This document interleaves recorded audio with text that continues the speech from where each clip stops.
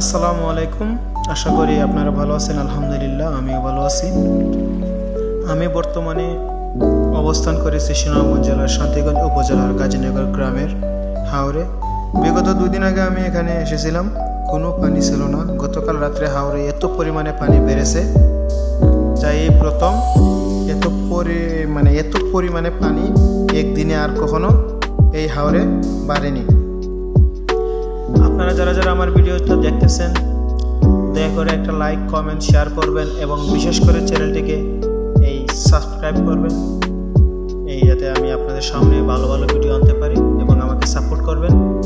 আমি আপনাদের সামনে ভালো ভালো ভিডিও আনবো, সবসময় যাতে ভালো ভালো ভিডিও আনতে পারি, সবসময়